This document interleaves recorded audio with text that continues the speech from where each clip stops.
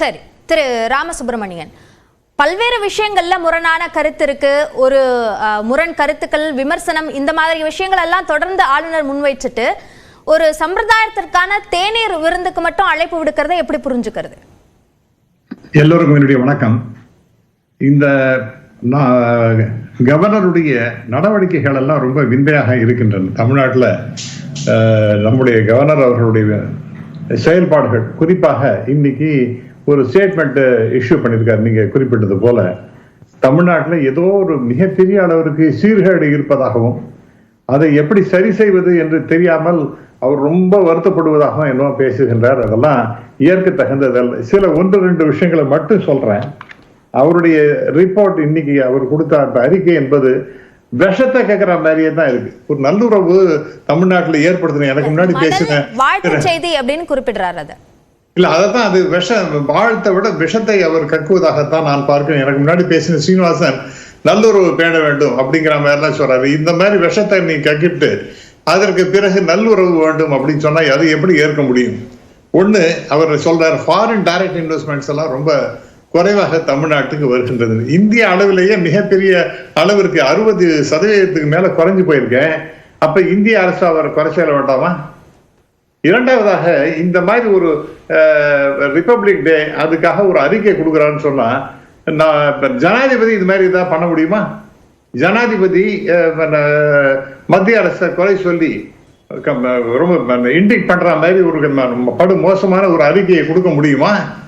இங்க தமிழ்நாட்டில் இவர் இருக்கின்றார் என்றால் மத்தியில ஆளுகின்ற அரசு அவருடைய ஏஜென்டாக இங்க இருப்பதனால இவர் இஷ்டத்துக்கு அவர் பேசுகிறார். ஃபாரின் டைரக்ட் இன்வெஸ்ட்மெண்ட்ஸ் நான் சொன்னேன், அது 60% மேல குறைஞ்சு போயிருக்கு. அப்ப அகில இந்திய அளவிலேயே குறைஞ்சிருக்குன்னு தமிழ்நாட்டை பத்தி அவர் பேசி எப்படி இருந்தாலும் நமக்கு முன்ன பின்னதான் இருக்கும். ஆகவே அதை ஒரு பெரிய இஷ்யூவாக எடுக்கக்கூடாது. ரெண்டாவதா பள்ளிக்கூடத்தை பத்தி பேசுகின்றார். அசருங்கிற ரிப்போர்ட்டை படிச்சு பாருங்க. அந்த அசருங்கிற ரிப்போர்ட்ல தமிழ்நாடு பல பாராமீட்டர்ஸ் சிறப்பாகத்தான் இருக்கின்றது என்று சொல்லுகிறார்.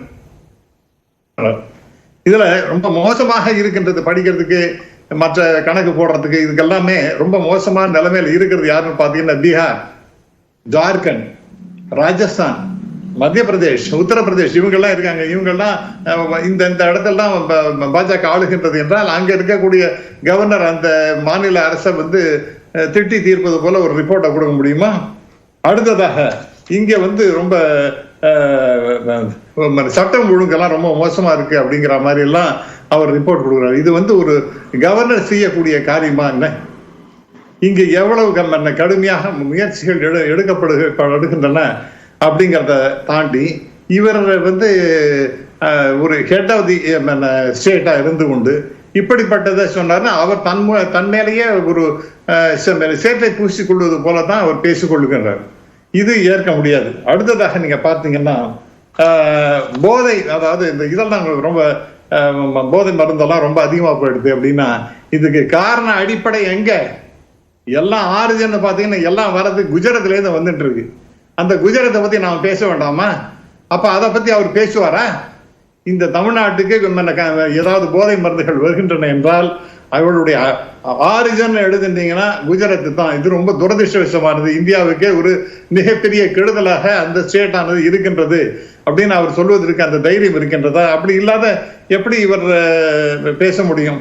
அடுத்தது தமிழ்தாய் வாழ்த்து. நம்முடைய இவர் அழகா பேசினார். இது உணர்வு பூர்வமான விஷயம். தமிழ்நாட்டை பொறுத்த வரைக்கும் ஈவன் நம்முடைய ஸ்ரீனிவாசன் அவர்கள் கூட ஒத்துக்கொள்வார். இது தமிழ்நாட்டை பொறுத்த வரைக்கும் ரொம்ப உணர்ச்சிகரமான உணர்வு பூர்வமான ஒரு விஷயம். அந்த தமிழ்தாய் வாழ்த்தை பாடக்கூடாது, இந்த தேசிய கீதம் பாட மாட்டேன்னு யாரும் சொல்லவே இல்லை. மாறாக இருங்க sir, please sir, allow me my dear ஆசீர்வாதம். இப்ப தமிழ்தாய் வாழ்த்த பாடுவார்கள். அதுதான் நமக்கு that is a system being followed from 1991 onwards. அப்படி இருக்கும்போது அதை மாத்திட்டு நீங்க முதல்ல தேசிய கீதம் பாடணும் அப்படின்னு எதற்காக சொல்றீங்க? அதை பாட மாட்டேன்னு சொன்னா தேசிய கீதமே இருக்காது அப்படின்னு சொன்னா அதை ஏற்க முடியாது. அடுத்ததாக முக்கியமான இன்னொரு விஷயம், அது எல்லாத்திலையும் தலையிடுறது இந்த நேஷனல் எஜுகேஷன் பாலிசி. பல விஷயத்துல திராவிட முன்னேற்ற கழக அரசுக்கும் இந்த நேஷனல் எஜுகேஷன் பாலிசிக்கும் அவங்களுக்கும் இவங்களுக்கும் பெரிய அளவிற்கு வித்தியாசங்கள், வேறுபாடுகள் இருக்கின்றன. அதெல்லாம் எப்ப பார்த்தாலும் எந்த மீட்டிங் எங்க போனாலும் எந்த யூனிவர்சிட்டி போனாலும் ஏதோ தேனும் பாலும் அப்படியே இந்தியாவிற்கே வரப்போகின்றது, அப்படியே ஓட போகின்றது, நேஷனல் எஜுகேஷன் பாலிசியை கொண்டு வந்துட்டா அதுதான் மிகப்பெரிய அளவிற்கு மிக சிறப்பானதாக இருக்க போகின்றது அவர் பேசிட்டு இருக்காரு. அதுல 1008 குறைகள் இருக்கின்றன இவங்க சொல்றாங்க. அப்ப ஒரு நிமிஷமா முடிச்சிடுறேன்.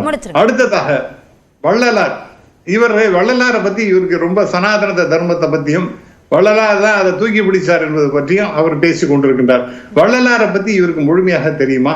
அப்புறம் திருவள்ளுவருடைய அந்த நூல் இருக்கின்றதே, அதற்கு போப் அவர்கள் போப் அவர்கள் உரை எழுதியிருக்கிறார். தயவு செய்து அதை படிக்கணும்.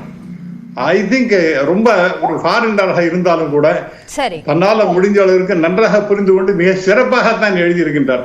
ஆனா அதை பத்தி மோசமாக பேசுறது, அவரெல்லாம் சரியாவே எழுதவே இல்லைங்கிறது, இதெல்லாம் யாரும் ஏற்றுக்கொள்ள முடியாது. மொத்தத்துல ஒரு பிரிவினை எண்ணப்பாட்டினை தமிழ்நாட்டில் விதைத்துக் கொண்டிருக்கின்றார் இந்த ஆளுநர் அவர்கள். ஆகவே போன தடவை ஒரே ஒரு செகண்ட் போன முறை இவ்வளவு கடுமையாக அவர் நடந்து கொண்டாலும் கூட ஒரு டீசன்சி அண்ட் டெக்கோரத்தை பேஸ் பண்ணி நம்முடைய முதல்வரும் ஒரு 5 மினிஸ்டர்ஸும் போனாங்க. ஆனால் இது எல்லை மீறி போகின்றது என்ற நிலைமை வரும்பொழுது எதற்காக இவர்கள் போக வேண்டும்? நிச்சயமாக இவர் போகாமல் இருப்பதுதான் நம்முடைய முதல்வருடைய முடிவு என்பது மிக மிக சரியானது என்பதை நான் சொல்ல விரும்புகிறேன். சரி, திரு ஆசீர்வாத் அம்மாச்சாரி, இது ஒரு பிரிவினையை விதைக்கக்கூடிய முயற்சி என்ற கடுமையான குற்றச்சாட்டை முன்வைக்கிறார் திரு ராமசுப்ரமணியன். உங்க பதில்?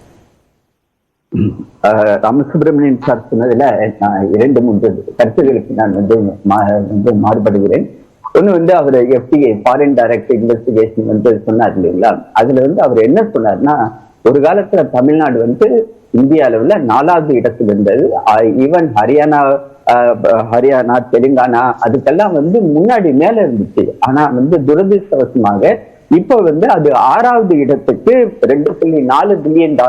அதனால FTA அவங்களால அட்ராக்ட் பண்ண முடிஞ்சிச்சு அப்படின்ற ஒரு தன்னுடைய வருத்தத்தை தான். அதை நீங்க குறையா கூட பார்க்க கூடாது. ஏன்னா முதலீடுகள் அதிகமாக வந்தது என்றால் நம்மளுடைய தமிழ்நாட்டுக்குரிய தொழில் வளர்ச்சி அதிகமாகும், அதனால் வேலை வாய்ப்புகள் அதிகமாகும். ஆக மொத்தம் அதை நீங்க அதனாலதான் நான் ஆரம்பிக்கும் போதே சொன்னேன், governor is a friend, philosopher and a guide. நீங்க உங்க சைட்ல இருந்து ஒரு ஸ்டெப் நீங்க எடுத்து வச்சீங்கன்னா அவர் சைட்ல இருந்து 2 ஸ்டெப் கண்டிப்பா எடுத்து வைப்பார். நீங்க சொல்ற அதே விஷயம் தான். திரு ராமசுப்ரமணியன் ஒரு கேள்வி எழுப்பினார். இதே மத்திய அரசினுடைய செயல்பாடுகள் பற்றிய விமர்சனங்களோடு குடியரசுத் தலைவர் ஒரு அறிக்கையை வெளியிட்டிருந்தால் அதை ஏற்றுக்கொள்வீர்களா? அப்போ தமிழ்நாடு அரசினுடைய செயல்பாடுகளை விமர்சித்து ஆளுநர் வெளியிடும் போது மட்டும் அதை ஆதரிப்பது ஏன் அப்படின்னு கேட்கிறார். அதாவது ஜனாதிபதி தன்னுடைய அறிக்கையில என்ன பேசுவாங்க அப்படின்றது நம்மளுடைய டொமைன் ஏரியாவே கிடையாது. ஏன்னா இந்த கேள்வியை நம்ம ஜனாதிபதி தான் கேட்கணும். இன்ஃபேக்ட் ஜெயில் சிங் கவர்னரா இருக்கும் பொழுது ஒரு ராமசுப்ரமணியன் வரலாறு மேடம் ஒரே ஒரு நிமிஷம், அது நான் ஒத்துக்கிறேன், நான் அதையும் பார்த்தேன். ஜெயில் சிங் இருக்கும் பொழுது, ராஜீவ்காந்தி அவர்கள் பிரதமராக இருக்கும் பொழுது இந்த பிரச்சனை வந்தது. அவர் கொடுத்த அந்த அறிக்கை கூட அவர் படிக்க மாட்டேன்னு சொல்லி நிறுத்தினாரு.